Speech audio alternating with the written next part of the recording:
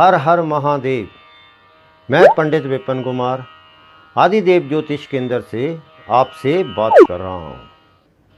आप सभी को सावन मास की शुभकामनाएं। वैसे तो भगवान शिव की पूजा अर्चना कभी भी की जा सकती है, परंतु सावन मास में की गई पूजा अर्चना का अपना ही महत्व है। सावन मास में की गई पूजा अर्चना आपको कई गुना फल देती है। यदि आप सावन मास में पूर्ण निष्ठा और श्रद्धा से पूजा अर्चना और व्रत करते हैं तो आपकी भगवान शिव सभी मनोकामनाएं पूर्ण करते हैं। अब मैं आपको सावन मास की व्रत कथा सुनाता हूँ। सावन मास सोमवार व्रत कथा। पूर्व काल में एक नगर में एक वृद्ध स्त्री परिवार सहित निवास करती थी। उसके परिवार में एक पुत्री और 2 पुत्र थे। लड़के दोनों ही बड़े थे, किंतु किसी का भी विवाह नहीं हुआ था। लड़की भी विवाह के योग्य हो गई थी। वह वृद्धा स्त्री परम धार्मिक प्रवृत्ति की थी। उसके निवास स्थान के पास भगवान शिव का एक शिवालय था, जिसमें एक साधु रहता था और भगवान शिव का परम भक्त था। वह वृद्धा स्त्री भी प्रतिदिन स्नान से पवित्र होकर मंदिर में जाया करती थी। एक दिन वह वृद्धा अपने पुत्रों व पुत्री को भी मंदिर में साथ ले गई। पूजा करने के पश्चात साधु बाबा को बच्चों को आशीर्वाद देने को बोली। साधु ने लड़कों को बहुत से आशीर्वाद दिए, परंतु लड़की को कोई भी आशीर्वाद नहीं दिया। वृद्धा ने साधु से हैरान होकर निम्रता से निवेदन किया, हे महात्मा, आपने लड़कों को तो आशीर्वाद दिया, परंतु मेरी प्यारी बेटी को आशीर्वाद क्यों नहीं दिया? साधु ने कहा, मैं इस बच्ची को आशीर्वाद नहीं दे सकता, क्योंकि इसके भाग्य में सुहाग का सुख नहीं है। इस पर वृद्ध स्त्री बोली, हे बाबा, कृपा इसका कोई उपाय तो बताइए जिससे मेरी पुत्री को सुहाग की प्राप्ति हो। साधु ने कहा, एक उपाय है, परंतु उपाय अत्यंत कठिन है। यहाँ से 7 समुंदर पार एक रमणीक नामक नगर में सोमपति नाम की एक स्त्री रहती है, जिसके 100 पुत्र हैं। ये बालिका वहाँ जाकर उसकी सेवा में इस स्त्री को प्रसन्न करे। अगर वह प्रसन्न हो गई तो अवश्य ही सुहाग सुख प्राप्ति का आशीर्वाद दे देगी। साधु के कथनानुसार वह वृद्धा स्त्री परिवार सहित भगवान शिव के सहारे घर से निकल पड़े और 6 समुद्रों को पार करके उन्होंने भगवान की कृपा से आसानी से किश्ती में बैठकर पार कर लिया। 7वें समुद्र में कोई किश्ती नहीं थी। वे सभी भगवान शिव से समुद्र पार कराने हेतु प्रार्थना करने लगे। भगवान शंकर की कृपा से उन्हें वहाँ पर एक पेड़ दिखाई दिया। पेड़ के ऊपर एक हंस बैठा था। हंस ने उनसे कहा, मैं इस पेड़ के पत्तों से आप लोगों को एक बेड़ी बना देता हूँ, उस पर बैठकर आप सभी समुद्र पार कर लें। भगवान शिव की कृपा से उस हंस ने पत्तों से बेड़ी बनाया और उस पर सवार होकर वृद्धा परिवार सहित 7वें समुद्र को भी पार कर गई। थोड़ी दूर चलने पर वे रमणीक नगर पहुँचे। वहाँ पर उन्होंने सोमपति को देखा और उसके 100 पुत्र व बहुओं को भी देखा। उसने बहू बेटे सभी अलग अलग रहते थे। वे सभी सोमपति के घर के पास छुपकर रहने लगे। रोज प्रातः काल स्नान करने हेतु सोमपति नदी के तट पर जाया करती थी।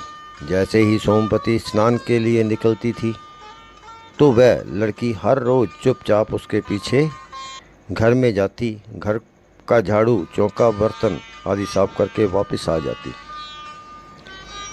स्नान करके जब भक्तिन सोमपति घर आती तो घर की सफाई देखकर हैरान हो जाती और सोचती कि ऐसा कौन कर सकता है। ऐसे ही महीने बीत गए। एक दिन किसी कारणवश सोमपति की नींद देर से खुली, परंतु वह लड़की अपने नियमानुसार उसके घर की साफ सफाई के लिए वहां पहुंची और नित्य का कार्य करने लगी। सोमपति ने इस लड़की को देखकर पूछा, बेटी तुम कौन हो? यहाँ पर किस लिए आई हो? तुम्हें क्या चाहिए? सोमपति के वचनों को सुनकर लड़की ने उसके चरणों में गिर पड़ी। सोमपति ने अर्धनिद्रा अवस्था में ही उसे आशीर्वाद दे दिया, बेटी दूधवती, पुत्रवती और सौभाग्यवती होवे। आशीर्वाद प्राप्त कर लड़की ने जब सिर को उठाया तो सोमपति ने देखा कि उसके भाग्य में तो सौभाग्य ही नहीं है, परंतु मैंने उसे पुत्रवती होने का आशीर्वाद दे दिया है, ये कैसे होगा? भक्तिन सोमपति अभी सोच ही रही थी कि लड़की की माँ व भाई भी सभी वहाँ पर आ गए। सभी सोमपति से प्रार्थना करने लगी, हे माँ, अब आप ही इसकी माँ हैं और आप ही इसको इसकी खुशियाँ दे सकती हैं। भक्तिन सोमपति ने कहा, ठीक है, मगर इस श्रावण मास में आने वाले सभी सोमवारों को भगवान शिव की पूजा व व्रत करे और सभी कामना इसकी पूर्ण हो जाएगी।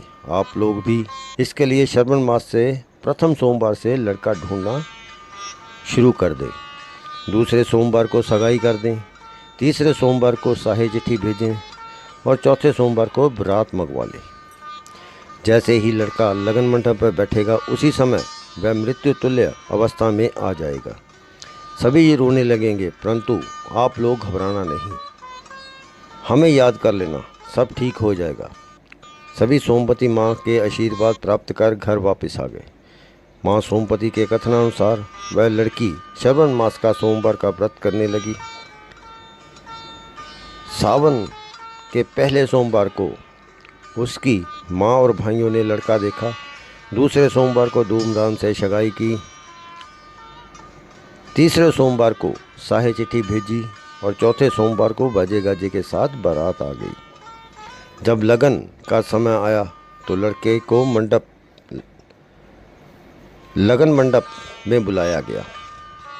लड़का लगन मंडप में जैसे ही आसन पर बैठा तो वह मृत्यु तुल्य अवस्था में आ गया। बराती व लड़की के रिश्तेदारों में कोहराम मच गया, सभी रोने लगे। लड़की मन ही मन में भगवान शंकर व पार्वती को याद करने लगी, हे भोलेनाथ कृपा कर, मेरे सुहाग को जिंदा कर। लड़की की माँ व भाई परिवार सहित माँ सोमपति को याद करने लगे। उनकी पुकार माँ सोमपति के कानों तक जा पहुँची। उसी समय माँ सोमपति ने अपने सभी बहुओं और पुत्रों पर जल छिड़ककर उन सभी को सुला दिया। उनको सुलाने के पश्चात वह अपनी पड़ोसन के पास गई और उसको कहने लगी कि कोई भी हमारे पुत्रों व बहुओं को ना जगाए। अगर कोई जगाएगा या कोई जाग गया तो वह मर जाएगा। इतना कहकर सोमपति वहाँ से चल पड़ी। सोमपति ने अपने 100 पुत्रों व बहुओं की आयु में से थोड़ी थोड़ी आयु जल के रूप में उस लड़की के सुहाग पर छिड़ककर उसको जीवित कर दिया। लड़के के जीवित होते ही शादी की सभी रस्में पूर्ण हो गई। सभी बहुत प्रसन्न हुए। शादी संपन्न होने के बाद माँ सोमपति से आशीर्वाद लेकर डोली विदा कर दी गई। उसके बाद माँ सोमपति अपने नवग्रह को चली गई। वह लड़की प्रतिवर्ष श्रावण मास के सोमवार का व्रत करने लगी। उसके परिवार में किसी वस्तु की कमी ना रही। सभी खुशपूर्वक जीवन व्यतीत करने लगे। जिस तरह भगवान शिव ने उस लड़की के सुहाग को जिंदा किया था, इसी प्रकार भगवान शिव की कृपा से सबका भला हो और भगवान शिव सबकी समस्त मनोकामनाएं पूर्ण करें। आशा करता हूँ आपको मेरा ये वीडियो अच्छा लगा होगा। आप इसे लाइक और शेयर करें और मेरे चैनल को सब्सक्राइब करें। हर हर महादेव।